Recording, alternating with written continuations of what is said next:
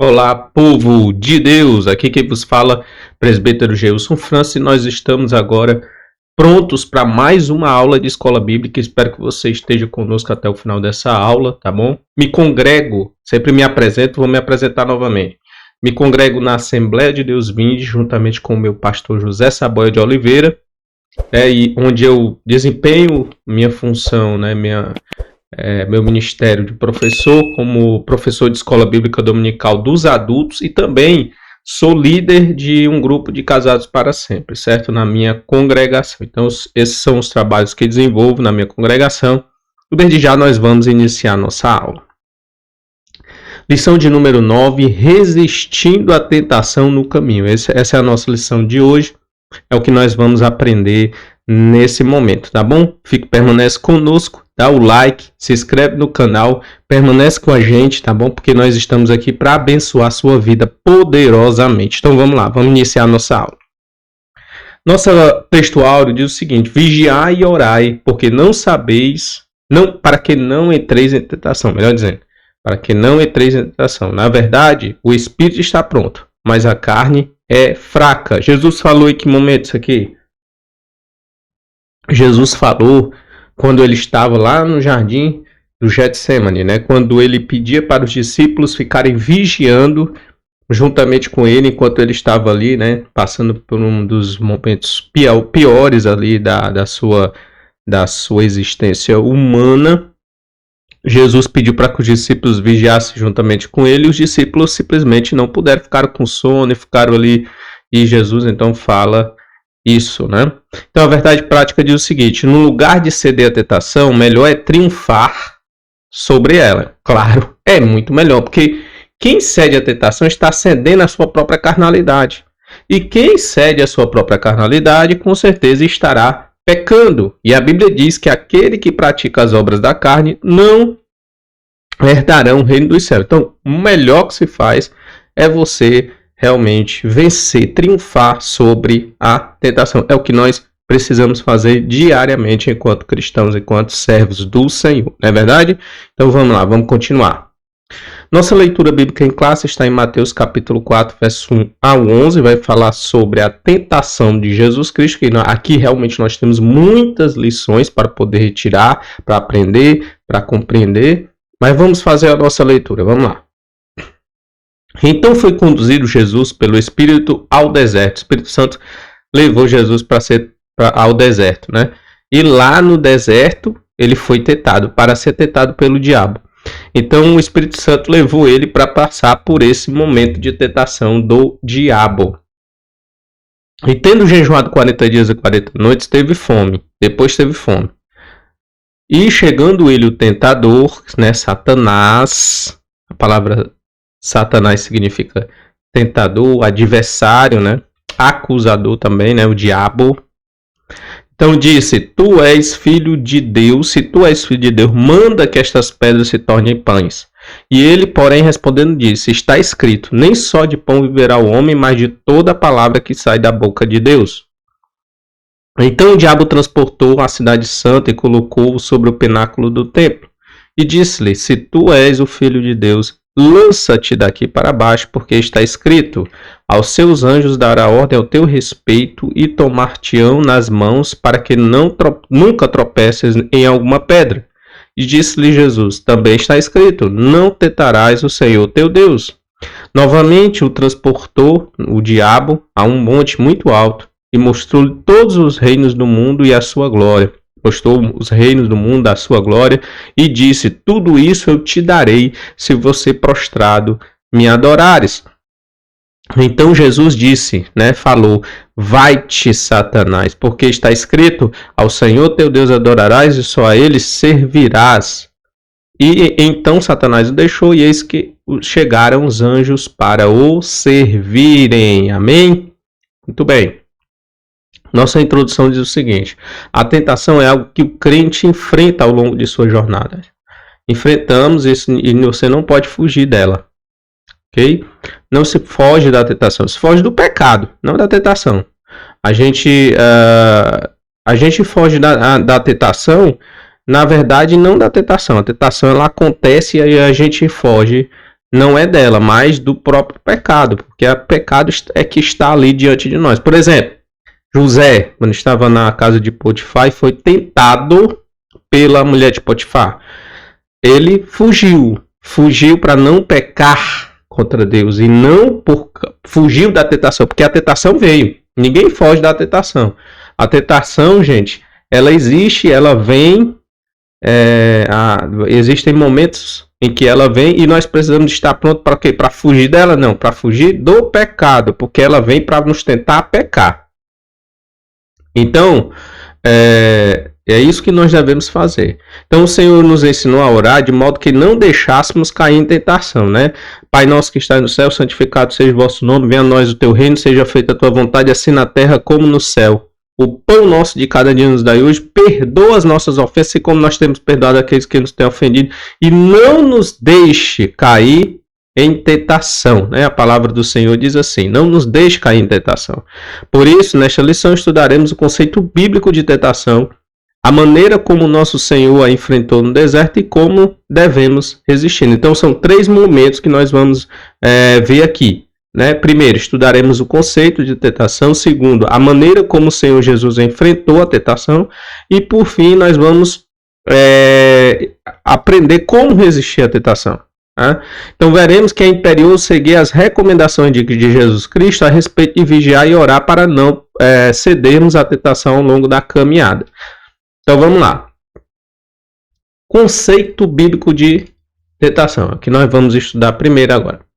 Na Bíblia, 3 palavras aparecem para conceituar a tentação. A primeira é no hebraico, né? A primeira palavra no hebraico, eu trouxe aqui o versículo para que vocês pudessem, um versículo bíblico que trata dessa palavra em hebraico, que significa, em hebraico, massá, né? Que significa teste, provação.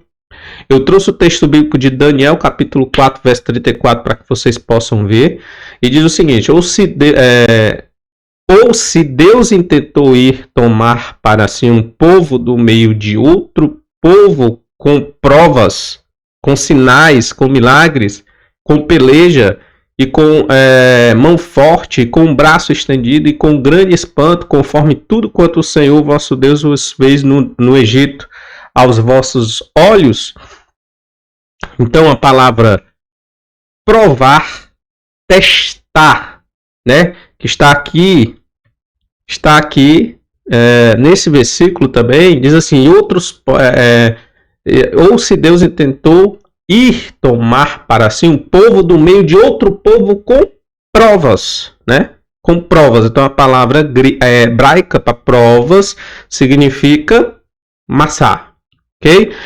A segunda e a terceira palavra são do grego, ou seja, Novo Testamento. Se é do grego, é do Novo Testamento, respectivamente. E a primeira palavra é peirasmos, que significa também do mesmo jeito, teste e prova, aparecendo 25 vezes no Novo Testamento. Vamos ver aqui se eu encontro aqui. Temos aqui em Atos 20, 19, diz o seguinte, servindo ao Senhor com toda humildade, com muitas lágrimas e tentações, que pelo esse lado dos judeus me sobrevieram. Tá vendo? Atos 20, 19 vai usar exatamente a palavra peirasmos, que aparece 25 vezes no Novo Testamento. E a outra palavra é um verbo também, que é peirazó, né? Que significa testar, submeter e submeter à prova. Então, tentação significa exatamente isso, tanto no Antigo Testamento, teste no Antigo Testamento e Novo Testamento, né? Teste, provação, submeter à prova, testar. Então é isso, né? Aí nós temos um outro texto bíblico aqui, João 6,6, que diz o seguinte: mas dizia isto para o experimentar, porque ele bem sabia o que havia de fazer. Então a palavra experimentar aqui é o verbo peirazó, que significa testar, submeter à prova, ou experimentar, né? Então, tentação, conceitualmente no Novo Testamento e no Velho Testamento, significa testar, examinar ou submeter à prova. O verbo peirazó, ele ocorre aproximadamente 36 vezes no Novo Testamento. Assim, podemos dizer que tentação é um experimento, teste, prova diante de uma atração para fazer o mal, a fim de obter prazer ou lucro. Aí nós temos aqui uma conceituação em cima de tudo isso que nós já vimos agora, eu vou repetir. Assim podemos dizer que tentação é um experimento, teste ou prova diante de uma atração para fazer o mal. Então a tentação é sempre fazer o mal. Quando, por exemplo, Deus não pode tentar ninguém, diz o texto. Por quê? Porque ele não pode nos tentar para o mal. Ele pode nos provar. São as provações, né? Como Jó foi experimentado. Jó foi experimentado também. Mas não para o mal.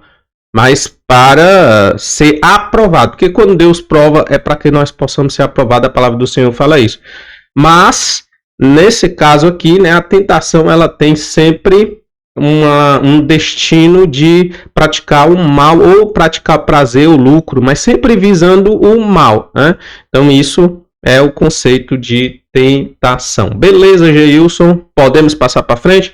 Podemos, então vamos para frente. A tentação e sua esfera humana, duas vias da tentação. Primeiro nós conceituamos e agora vamos para frente. De acordo com a palavra de Deus, a tentação pode vir primeiramente do diabo, né? Lá em Gênesis 3, o diabo tentou a mulher e tentou o homem, né? Tentou a mulher dizendo, olha, foi assim que Deus falou, de toda a árvore do jardim vocês podem comer livremente, mas da árvore do conhecimento do bem e do mal vocês não podem comer, foi assim que Deus falou. Ela disse sim, e nem pode tocar. Ela ainda acrescenta, nem tocar pode. Então aqui mostra que o ser humano sempre vai ser limitado. O ser humano não é um ser limitado. Sempre haverá limites para o nosso comportamento, para aquilo que nós somos, regras que precisamos cumprir. E o ser humano precisa disso, porque o ser humano ele é inconsequente. Ele sempre busca mais. Ele sempre busca produzir e praticar mais prazer. Mais prazer. E se não houver limites para esse prazer, o ser humano ele acaba praticando o mal em relação a outras pessoas. Por isso que nós temos leis, as leis servem para isso, mas o ser humano desde o jardim do Éden sempre foi limitado. Deus limitou o ser humano de que forma? Tu pode comer de todas as árvores do jardim, mas da árvore do conhecimento do bem e do mal que está no meio do jardim você não pode comer, porque no dia que você comer você vai morrer. Então tinha uma limitação, de toda a árvore do jardim você pode comer livremente, mas da árvore do conhecimento do bem e do mal, não. Certo? E também dentro do ser humano. Então nós temos o diabo, que é um agente que age e que está fora de nós e que nos tenta, mas ele só tenta em cima daquilo que nós temos de fraqueza. Ok? Então significa dizer que Satanás ele tem armas. Qual é a arma de Satanás para nos tentar? A nossa própria fraqueza, a nossa carnalidade. Então Satanás usa a nossa carnalidade contra nós mesmos. Ok? É por isso que o apóstolo diz, né? Se eu não me engano, Gálatas, andai no espírito e não satisfareis as concupiscências da carne. Porque a carne milita contra o espírito milita contra a carne, para que não façais aquilo que para que façais aquilo que lhe aprove. Né? Então, a carne ela é algo que é inerente ao ser humano, é aquilo que está dentro de nós, que é a segunda forma de ser tentado, né? Primeiramente o diabo nos tenta e depois dentro do ser humano a própria carnalidade, né? Que é a natureza pecaminosa. Mas quando a gente vai falar de Satanás ele nos tenta em cima dessa própria carnalidade, daquilo que nós temos de fragilidade dentro da gente. Então Satanás usa isso contra nós, para nos fazer derrubar, cair. Se eu ando no espírito, eu não abro brecha para Satanás entrar, irmão.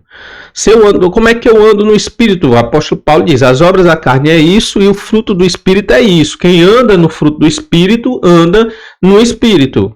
Qual é o fruto do espírito? Amor, paz, longanimidade, benignidade, domínio próprio, né, que é a temperança, mansidão. Enfim, são vários frutos do espírito que podemos produzir e que fecha todas as portas para que Satanás entre e nos derrube por meio da tentação. Pode até ser tentado, mas não vamos cair por quê? Estamos andando no espírito. Agora, quem anda na carne, irmão, cai perfeitamente, rapidamente e sem burocracia, né? Cai completamente porque está andando já na carne. Então Satanás apresenta o prato, o caba vai lá e come, né? Do prato. Como as lentilhas que foi apresentado por Jacó a Esaú. Jacó está com fome mesmo, estou com fome, então vamos comer.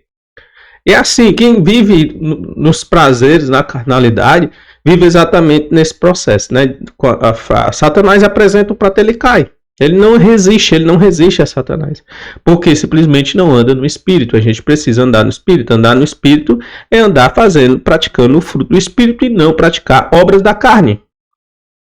Aí a gente pergunta como está a sua vida, como você está andando, como você está caminhando, você está praticando obras da carne no seu dia a dia com o próximo ou praticando o fruto do Espírito Santo?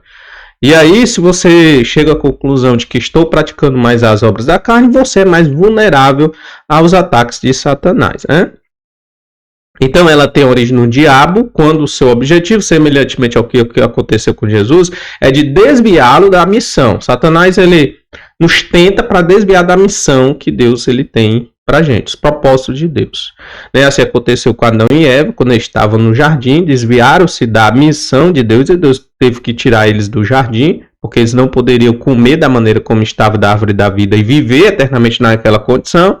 Deus tira o homem e a mulher do jardim e protege o jardim com querubins e uma espada circulando no jardim para não deixar o homem alcançar a árvore da vida. Né? Interessante isso. Então o diabo ele quer tirar a gente da nossa missão. Já a outra forma de tentação, que aqui nasce dentro do ser humano, tem a ver com os vícios da alma, com o pecado, com os prazeres, os desejos que militam a nossa carne. E aí, meu irmão, prazer, cada um tem o seu, desejo, cada um tem o seu. De acordo com a sua vivência de vida, de acordo com os acontecimentos e o seu crescimento psicológico, a estrutura psíquica. Então, cada um tem o seu desejo, tem aquilo que precisa lutar mais. Né? Uns precisam lutar mais contra o sexo, outros precisam lutar mais contra a corrupção, o suborno, né? Tem mais facilidade de cair na questão do dinheiro, e por aí vai. Então, cada um tem o seu vício na alma, sua tentação. Então, no lugar de darmos primazia ao fruto do Espírito, enganamos-nos, entregamos-nos à atração, ao engodo e ao deleite da concupiscência da carne. Ambas as vias da tentação se processam na esfera humana. Interessante. Não é que tem gente que bota tudo na culpa ou na conta do diabo. Foi o que aconteceu, por exemplo, com Adão e Eva. Desculpa, gente. Vamos lá, continuando. Foi o que aconteceu com Adão e Eva. Coloca tudo na culpa do diabo, na conta do diabo. Ou na conta do outro, né? Isso acontece muito, por exemplo, entre casais, né? Quem é o culpado de meu casamento estar na situação que está? Quem é o culpado de meu casamento se acabar? O outro. Foi o que Adão fez com a Eva, né? A mulher que tu me deste fez com que eu comesse do fruto e caísse. Aí a Eva, por sua vez, não, foi o diabo que me enganou. E ninguém assume a sua própria responsabilidade. A carne é sua, meu filho. A concupiscência e os deleites da carne vêm na sua carne e você cai porque você quer. Não coloque a culpa no diabo naquilo que você tem que assumir. Porque quem assume a sua própria responsabilidade tem a maior possibilidade de reconhecer o pecado. Então, primeiro eu reconheço o pecado, depois me arrependo e depois eu confesso o pecado. A gente falou de confissão esses dias. Então, qual é o processo do arrependimento e do recebimento da misericórdia de Deus na vida de uma pessoa? Primeiramente, eu reconheço o pecado. Segundo, quando eu digo reconheço o pecado, eu reconheço a minha culpa por ter pecado. Né? Não vou jogar a responsabilidade para mais ninguém, a responsabilidade é minha. Segundo, vou me arrepender. Terceiro, eu vou confessar aquele pecado. E aí eu vou alcançar a misericórdia. Aquele que confessa e deixa, alcança a misericórdia. É isso que acontece. Então a gente precisa, irmão, não culpar ninguém, mas tomar sobre nós a nossa própria responsabilidade. Vamos para o tópico de número 3, e aí a gente adianta, vamos já para o tópico 2. Mas vamos lá, vamos terminar aqui, né? O ponto 3. Tentação, um fenômeno humano. A epístola de João está escrito: ninguém sendo tentado diga, de Deus sou tentado, porque Deus não pode ser tentado pelo mal e ninguém tenta. Está em Tiago 1,13. É verdade que há aprovação que vem da parte de Deus para aperfeiçoar o crente, né? O caráter do crente. Existem tentações que vem para tentar o crente, para tentar derrubar o crente, né? Para tentar melhor dizendo, existem provações que vêm, a tentação vem para derrubar, né? Mas existem provações que vêm da parte de Deus e é para aperfeiçoar o crente, é diferente, tá? Então vamos ver aqui, ó, Tiago 1, 2, 3 e 4, diz o seguinte: meus irmãos, considerem motivo de grande alegria o fato de passarem por diversas provações, pois vocês sabem que a provação da sua fé produz perseverança, e a perseverança deve ser ação completa, a fim de que vocês sejam maduros e íntegros, sem lhes faltar coisa alguma. Então, ó, a provação, a tentação, a tribulação, ela vem para fazer a gente crescer, produzir fé e perseverança. É isso que a provação que vem de Deus provoca na nossa vida. Mas a tentação não, né? Contudo, um teste que incita ao mal não vem de Deus. Ou seja, a ação que evidencia uma vida dominada pelas paixões carnais não são de inteira responsabilidade do ser humano. Foi o que eu falei para vocês, né? O ser humano, ele tem a inteira responsabilidade. As tentações são de responsabilidade humana, não tem para onde correr, tá? Porque a inclinação da carne é morte, mas a inclinação do espírito é vida e paz, ok? Então vamos lá. Ainda que o inimigo possa nos persuadir a cair em tentação, esta se dá no campo da esfera humana e terrena, não é na esfera da espiritualidade, é da esfera humana, é por isso que a responsabilidade é nossa. As tentações, elas são humanas, sempre coloque isso na sua mente, não é o diabo que te derruba, é você que cai. Satanás, ele pode influenciar, mas ele não é o culpado sou eu e eu preciso me arrepender. Pensem sempre dessa forma, ok? 1 Coríntios 10:3 diz: não veio sobre vós tentação senão humana, mas fiel é Deus, que não vos fará tentar acima do que podeis, né? Antes, com a tentação, dará também um escape para que a possais suportar. Muito bem, Gilson. Agora vamos para o tópico de número 2. Bora, vamos embora. O Senhor Jesus e a tentação.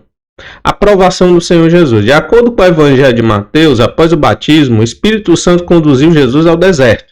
Foram 40 dias sendo tentado por Satanás. Uma intensa batalha espiritual contra o adversário, o príncipe deste mundo. O objetivo de Satanás era fazer com que Jesus desviasse seu propósito, satisfazendo desejos e necessidades, contrariando a vontade de Deus. Essa é a intenção. Quando Satanás tenta alguém, quando Satanás tenta a gente, é para nos desviar do propósito de Deus para a nossa vida. Por isso, houve um ataque intenso do maligno contra o Senhor, que resistiu sabiamente por meio da oração, do jejum e da palavra. Embora fisicamente frágil, o Senhor Jesus esteve espiritualmente forte. Então, a nossa principal desafio é estar espiritualmente forte, né? Então, o Senhor Jesus e a tentação. As áreas que Jesus foi tentado. Podemos dizer que Jesus foi tentado em 3 áreas. Áreas físicas, a natureza divina, e a área espiritual. Na área física, na divina e na espiritual. Na área física, o diabo o tentou pedindo que transformasse pedras em pães. Após sentir fome devido ao processo de jejum. Por isso, ele revelaria que era o Filho de Deus, né? Mateus 4:3. Na área da natureza divina, o diabo tenta Jesus pedindo para que ele se atire do pináculo do templo, pois os anjos o guardariam. Na esfera espiritual, o diabo tenta nosso Senhor desafiando-o a enviar o caminho, evitar o caminho da cruz, para estabelecer um reino pela sua própria força, o que seria prontamente aceito pelos judeus. Mas era necessário apenas uma coisa: Jesus deveria adorar o diabo. Assim podemos dizer que o nosso Senhor foi tentado na área física, com as necessidades humanas, na área divina, com a ideia de ostentar seus divinos atributos ao público, e na área espiritual, no sentido de idolatrar o outro ser. Então é isso. Jesus ele foi tentado na área física, na área espiritual, né, na área divina e na área espiritual. Como foi que Jesus então venceu o diabo? Como Jesus venceu a tentação? Nosso Senhor venceu o diabo com a palavra de Deus. Pronto, tá aqui uma arma poderosa para que a gente venha vencer o diabo. Em todas as áreas das tentações, ele respondeu, está escrito. Na primeira tentação ele disse, está escrito, nem só de pão vive o homem, mas de toda palavra que procede da boca de Deus. E na segunda tentação ele disse, está escrito, não tentarás o Senhor teu Deus. E na terceira tentação ele disse, vai-te, Satanás, porque está escrito, ao Senhor teu Deus adorarás e só a ele servirás. Mateus 4,10, né? Então, nessa batalha espiritual contra o diabo, nosso Senhor sempre apelou para a exposição da palavra de Deus. Isso significa que ele via as Escrituras como autoridade suprema de fé e de prática. Assim, ao lado da oração e do jejum, conforme já estudamos, devemos vencer seus inimigos, né? Os tentadores com a palavra de Deus. Imitemos o nosso mestre divino. Então Jesus ele venceu com a palavra de Deus. Nós devemos tomar as armaduras de Deus e também a espada do Espírito, que é a palavra de Deus, né? Então vamos lá, Efésios capítulo 6, verso 11 ao 17 diz o seguinte: revesti-vos de toda a armadura de Deus para que possais estar firmes contra as astutas ciladas do diabo. Porque não temos que lutar contra carne e sangue. Gente, mais uma vez, não lutamos contra carne e sangue. E sim contra os principados e potestades, contra os príncipes das trevas deste mundo, contra as ordens espirituais da maldade no lugar celestial. Se eu sei que minha briga, minha luta é espiritual, por que eu vou usar armas carnais? Você já parou para pensar nisso? Você já parou para pensar que usar o meio da política, o poder político e o poder da influência é usar armas carnais? Você já parou para pensar nisso? Portanto, é o que ele diz, portanto, tomai toda a armadura de Deus para que possais resistir o dia mau e, havendo feito tudo, ficar firmes. Estai, pois, firmes, tendo cingidos os vossos lombos com a verdade, e vestido a couraça da justiça, e calçado os pés com a preparação do evangelho da paz, tomando sobretudo o escudo da fé, com o qual podereis apagar todos os dados inflamados do maligno. Tomai também o capacete da salvação, que é a espada do Espírito, que é a palavra de Deus. Olha aí. A espada do Espírito, ela serve como defesa e como ataque. Então a gente precisa usar e exercitar a palavra do Senhor na nossa vida. O problema é que muitas vezes nem ler a palavra a gente está lendo. Então a gente está desarmado, né? Infelizmente. Beleza, Gilson. Vamos agora para a reta final. É isso. Vamos para a reta final. Resistindo à tentação. Como é que eu vou resistir à tentação, Gilson? Primeiro você sabendo que todos nós somos tentados e que tentação não é pecado. Ser tentado, você não estará cometendo pecado se você estiver sendo tentado. Por mais que observemos as disciplinas da oração, jejum e leitura da palavra, o inimigo não deixará de nos tentar. Por esse motivo, temos de estar conscientes a respeito, visto que vivemos em uma cultura pós-moderna que, por meio de seus artistas, escritores, filósofos e até mesmo teólogos, intentam naturalizar o relativismo, procurando nos moldar conforme os costumes mundanos. Diante disso, somos encorajados pelas Escrituras a assumir a postura de Cristo e não se conformar com este mundo. E não vos conformeis com este mundo, mas transformai-vos pela renovação do vosso entendimento. Jesus, é transformar por meio da força, usando as forças físicas, usando as armas do mundo? Não! É usando as armas espirituais. A gente acabou de ler as armas espirituais. Use elas e você vai mudar o mundo para a glória do nome do Senhor. Mas mudar o mundo não para ser igual a você, para ser igual a Jesus, tá? Vamos lá. Resistindo à tentação. Então, primeiramente, né, sabendo que a tentação existe, né, tomando ciência que a tentação ela vai vir sobre a minha vida de um jeito ou de outro. O que é que eu preciso fazer? Rejeitar a tentação. Há uma célebre frase do reformador Martinho Lutero: você não pode pedir que os pássaros voem sobre sua cabeça, mas pode pedir que eles se instalem ou façam um ninho sobre a sua cabeça. Embora não seja um versículo da Bíblia, a frase revela uma verdade que encontramos na palavra de Deus. Podemos percebê-la, por exemplo, na fuga de José. Não vou deixar o pecado bater na minha porta. Jó, que fugia do mal. Assim, não podemos impedir que a tentação apareça, mas com a força do Espírito Santo, né, andando no Espírito, podemos evitar que ela nos domine. Por isso, precisamos seguir o que o apóstolo Paulo escreveu em Timóteo: fuja de tudo que estimule as paixões da juventude, segundo Timóteo 2,22. Fuja tudo que estimula as paixões da juventude. Portanto, ao longo da nossa jornada, a melhor estratégia é fugir da tentação. Melhor estratégia é fugir da tentação porque nós somos fracos. Nós temos uma carnalidade e essa carnalidade milita contra o espírito e precisamos fortalecer o espírito para resistir a esta carnalidade. Por isso, precisamos fugir da tentação, ok? Então vamos lá, Geilson, para último ponto. É isso, gente. Nosso último tópico e último ponto do tópico 3, resistir à tentação. Olha, é uma coisa que eu já falei, né? Arrependa-se. No meio da nossa caminhada, é possível que o crente ceda da tentação. É possível. O crente vai cair. O crente pode cair? Pode. O crente pode pecar? Pode. Filhinhos, não pequei. Mas se pecar, temos um ajudador, temos um advogado junto ao Pai. Jesus Cristo está junto ao Pai para ser nosso advogado, né? E por isso rompe a comunhão com Deus. Contudo, é possível estabelecer um relacionamento com Ele por meio da confissão de pecado. Como é que eu vou confessar pecado se eu não tenho o mínimo de humildade para reconhecer que sou pecador e que fico culpando os outros? Fico culpando a minha esposa, culpando o diabo, culpando um e a outro e não reconheço que sou pecador. Então, tem que quebrar primeiro, olha, são obras da carne também. Barreiras do orgulho, barreira da prepotência, né, de querer não saber, conseguir se reconhecer como pecador. Então, gente, por meio da confissão de pecado, arrependimento e quebrantamento espiritual, assim como Davi fez lá no Salmo 51, né? Há um caminho de cura e restauração para quem age dessa forma. Provérbio 28, 13, acho que eu coloquei aqui. Aqui, ó. Quem esconde seus pecados não prospera.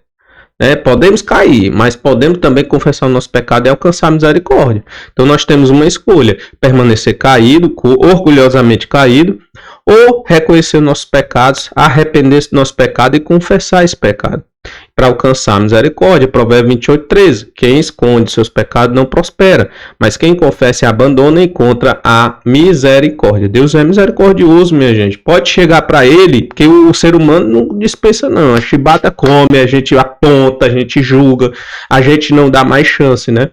Mas Deus dá, Deus abençoa, Deus levanta, né? Por essa razão, em caso de ceder à tentação, não tentamos nos justificar, culpar os outros ou ignorar os atos pecaminosos. O caminho divino é o da confissão e arrependimento para desfrutar do perdão de Deus. Aqui a gente precisa...